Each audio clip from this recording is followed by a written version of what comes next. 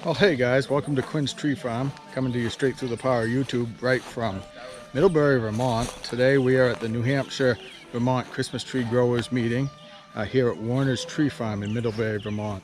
They are a choose and cut and pre-cut grower. They do a couple thousand, 1,500 or something like that trees a year. We'll hear from one of their people in a little bit.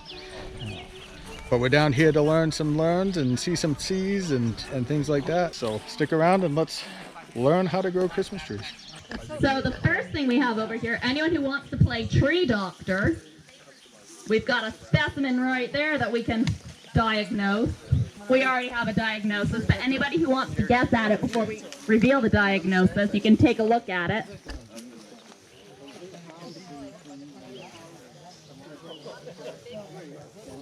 What do you think, Jeff?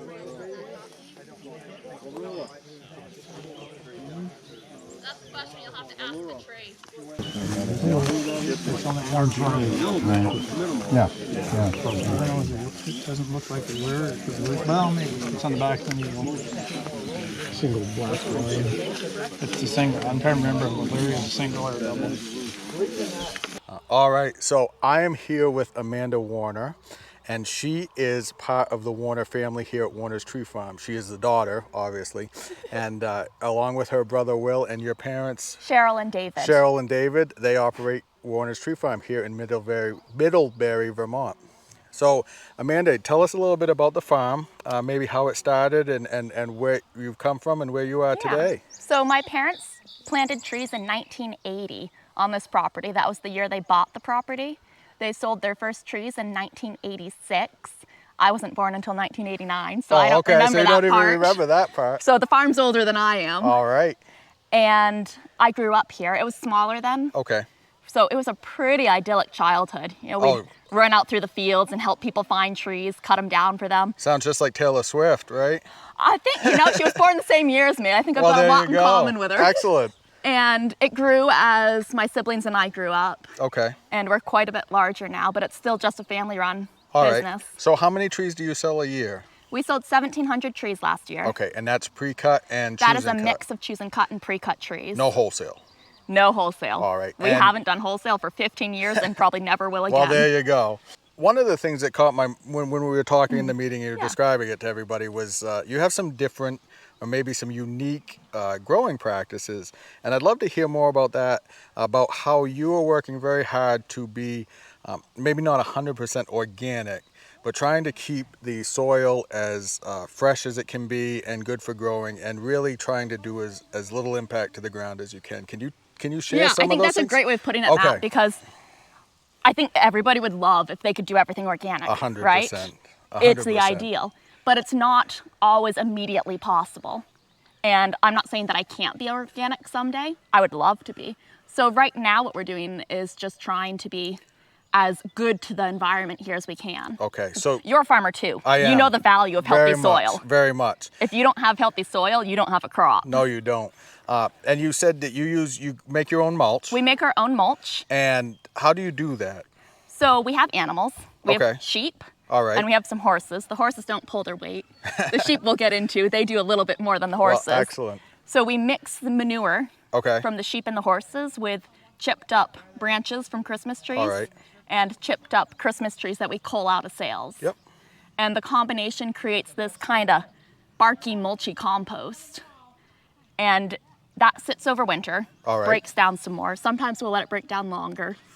And then this we do by hand, which is probably a little bit crazy, but we haven't found a better way yet. We load it into a wagon, and every young tree gets a shovelful at its base. All right. So I don't know how familiar you are or your viewers are with mulch, but mulch has a lot of benefits for the soil.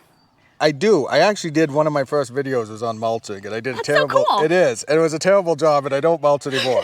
But share some of those benefits of the mulch, because it does have its place, and there's a lot of growers who swear by it. Yeah. So number one, if you're looking to keep weeds down, mulch is going to cover the area around the base of your tree and help keep weeds from growing. Okay.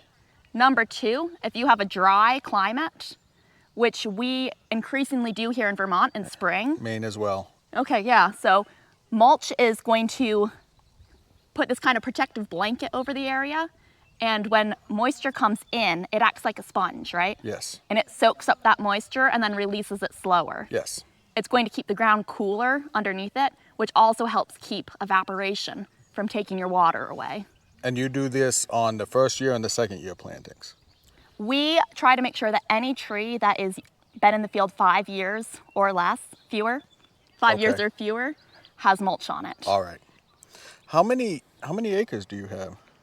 We have between this farm, which we're on right now, and land that we lease and grow trees on, about 20 acres of trees planted. Right. So you do a land lease program? We do lease about half of our land. So how does land leasing work? Because I know that I have a couple of acres of land, and basically the way mine works is when I cut a tree, I give the people that I grow on them a cut of the money. Okay, yeah. Do you do that, or do you just pay by acre? We in the past have done that, but we're currently on a per acre arrangement with the owner because that's what the landowner wanted. All right. And do you have a long-term contract? Are you able to guarantee? So for Christmas trees, you cannot do with fewer than 10 years. All right, absolutely. You need to have at least a full year cycle, and it should renew annually.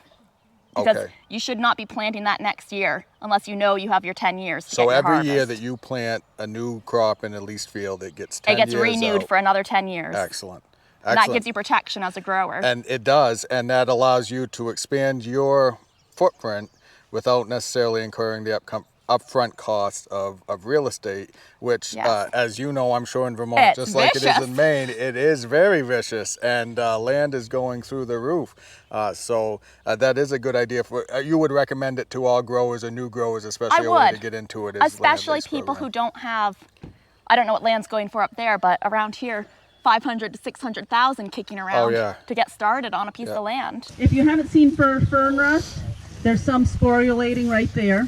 So anybody that wants to see that, someone can hold that branch down. Those are those white spores right there. I'll get out of the way. So if you haven't seen that, if you're new and want to see it, that's what that looks like. You said that was called what? Fern Rust. Yep. Oh, right there. You see the white spores? I don't think I've seen it. 2 weeks ago, we were putting the mulch down. It was early morning. The sunlight was hitting the trees just right. And over in that northern corner there, I could just see thousands of needles with those white spores showing up. I took a picture yesterday on my field of the same thing. I don't know why we torment ourselves by taking pictures. I know, right? But the Fraser crosses, the deer came in, anything with Fraser and it's an hors d'oeuvre. And so you see there's a tree here, and I'm willing to bet that's probably a balsam.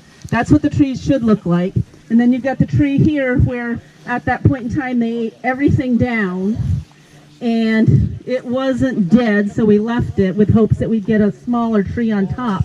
But it took out like 500 trees. This tree shouldn't look like that. All right, so I am here with Bill and Jane. Bill and Jane are the chair and the vice chair of the Christmas Tree Promotional Board. What was it? Promotion committee. The promotion committee, see? They're firing off all this information at me, and I can't even remember it myself. And I thought that we'd talk to them about the CTPB and what that does, which is promote Christmas tree and Christmas tree growers. So could you tell me, how long ago, when did the promotion board, that's easier to say, form up? When did it start? 7 years ago, so it's 2015. All right. And this is with the USDA, right?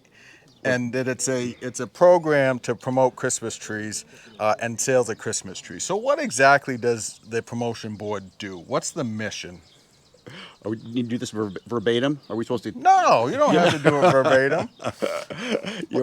Our goal is to promote real Christmas trees and the value of real Christmas trees and the market for real Christmas trees.